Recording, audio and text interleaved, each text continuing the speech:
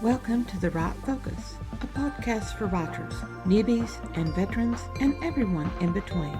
We're hosted by Emma Lee with the assistance of Remy Black and Edie Rooms, all from Writers Inc. Books. Our focus is productivity, process, craft, and tools. Each episode lasts as long as it takes to fix a quick dinner, grab a short commute, or take a brisk walk. Resources and links are in the show notes. Visit us at therightfocus.blogspot.com. Now, on to this week's episode.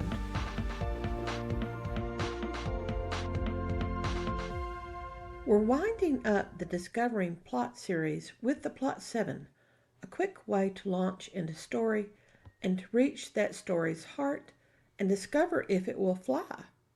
I crash like my usual feeble attempts at paper airplanes. Plot 7 comes from the guidebook Think Like a Pro by Emma Lee, our host, designed to turn a hobby writer into a pro writer with the necessary mindset changes. We'll break the Plot 7 into 2 episodes. Let's start. Plot 7 is a method or process to start writing our novels or novellas. This gives we writers the whole story in 7 major movements. The scenes that lead up to and away from these 7 major movements have yet to be written, just not now. It's an excellent process to use for any writer.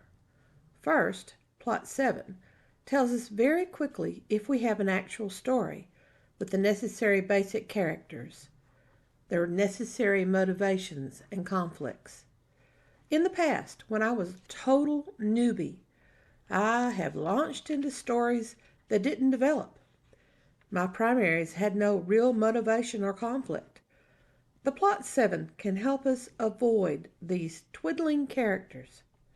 Second, when we're in a slump, the Plot 7 can jumpstart our story, giving us major interest points.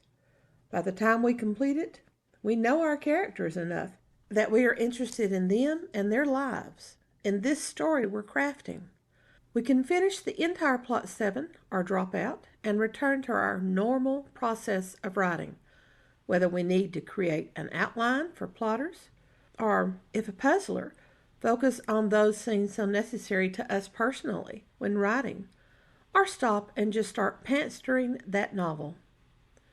Third, the Plot 7 can help overcome writer's block or creativity block by providing enough guidance that we've got a roadmap without feeling like someone is commanding us to write this now. I don't know about you, but as soon as I feel like someone is giving me an order, my bloody-mindedness is determined to do the opposite. Here's an important note.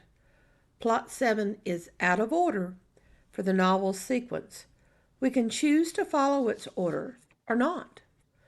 Be as flexible as it is, and we reap its many rewards. And here's 2 bits of wisdom. First, don't worry if the focus character later becomes a secondary, or at least not the primary protagonist. We're just starting. Things can and will change. Second, don't worry if later we don't use these words, if they change, or if we delete them. Our brain is just using these ideas to spark more ideas. No word is therefore wasted. We're also getting writing practice, which all writers, even veterans, need. Here we go. We have time for the first 3 for this episode. Believe me, this is about 50 pages or more of work. Plot 1 is the beginning. Write the focus character entering the story. Here are 5 points to consider. 1. How to introduce the protagonist. What scene? How will the protagonist meet the antagonist? Why will the antagonist be similar to the protagonist?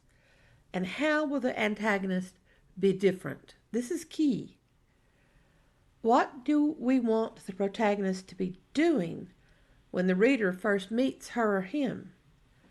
What exhibits the protagonist's dissatisfaction with life as it currently is? And What represents the dear desire that the protagonist wants so very much? Go all out to make the focus character as attractive as possible for the reader. Glance at the major tropes for our genre. What are 3 that we want to work into our protagonist? Consider working against that trope. A common trope is the orphan child. To work against that trope, supply a family and have her or him joke around with a sister or brother. So, now that we know the beginning, let's also take a first look at how we want this story to end. So plot 2 is the ending. For the archetypal story pattern, this is the return with the elixir. We also have 5 more points to consider. 1. What kind of ending do we want to have? What will it look like? What will people be doing? 2. How do we want the protagonist to end up? In what physical, intellectual, and emotional state? Be sure to cover all 3. How does the protagonist react when she or he has their dear desire in hand? 4. How will the reader know the protagonist has triumphed? Even in a series, the protagonist has to triumph at the end of each novel. Why else does the reader keep reading? Because a well-liked protagonist has won once and will need to win again. And 5. What impression will we leave the readers with when they close the book? Plot 3, which I call Danger, Danger.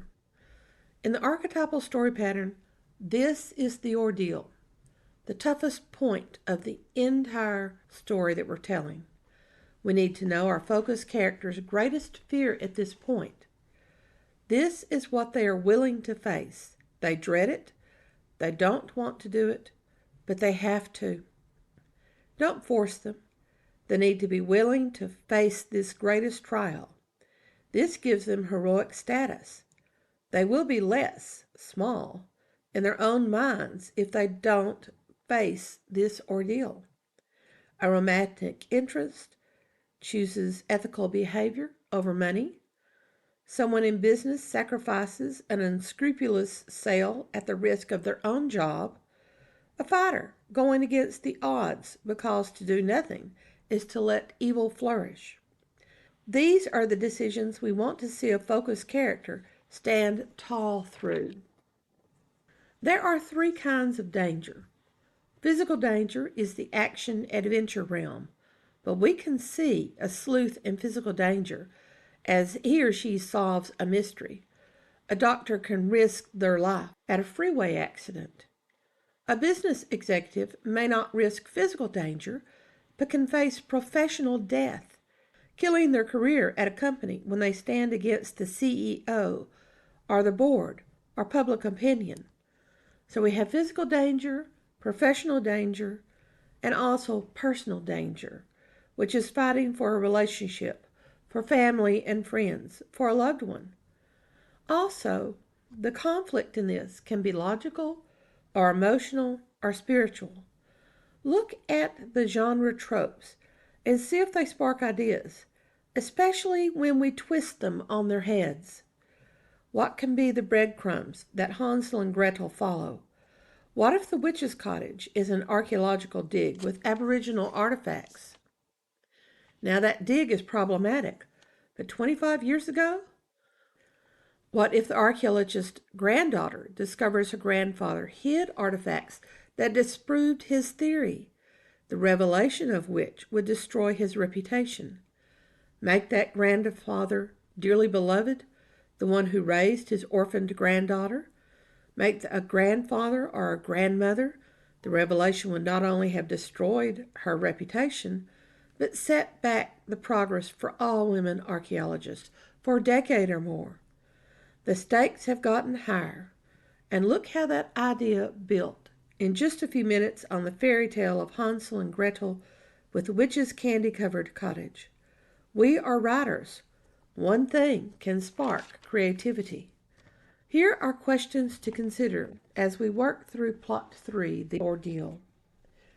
What is the protagonist's greatest stress point, at least in this preliminary view? How will the protagonist feel at her or his lowest point? What event will put them there? How will they recover? What will be damaged in their relationship with people, or their professional conduct, or their physical aspect? How will the protagonist react in a different manner than the antagonist to losing? Why would this be the blackest moment in the entire book? That's 3 very hard scenes to write. The beginning, that we want to be so very interesting, that we want to create an immediate revelation of conflict, extremely sympathetic characters that will be likable and draw the reader into the story, and an introduction of a conflict with a worthy opponent and the antagonist.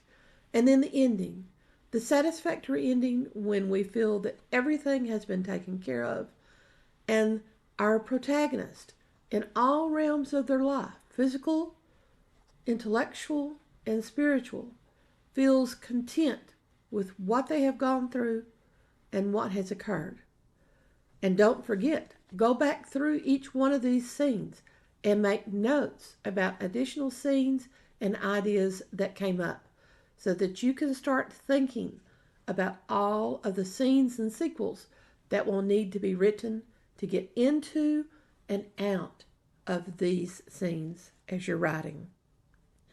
The remaining 4 important moments of the Plot 7 will be our next focus.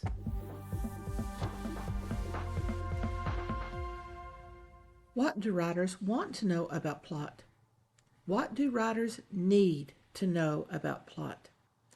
The right focus is taking a comprehensive view of plot, the structure that develops characters, genre expectations, major story structures, pacing, tension, suspense.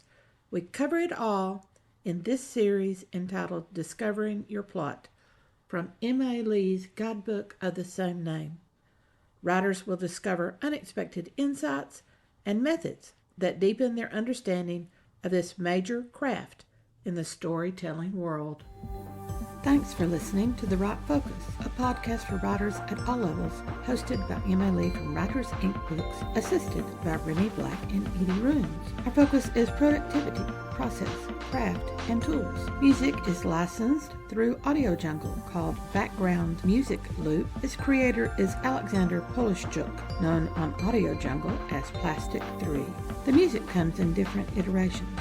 Show notes and resource links for this and other episodes can be found at therightfocus.blogspot.com. Write to us at winkbooks@aol.com when you have questions, comments, and speculations. We will try to answer you as quickly as possible. By the way, we will not mind your email address. That's rude. If you find value in our content, share with your writing friends or write a review. We're small beans here without the advertising budget of the big peeps, and you can make a difference. And whatever occurs, write on.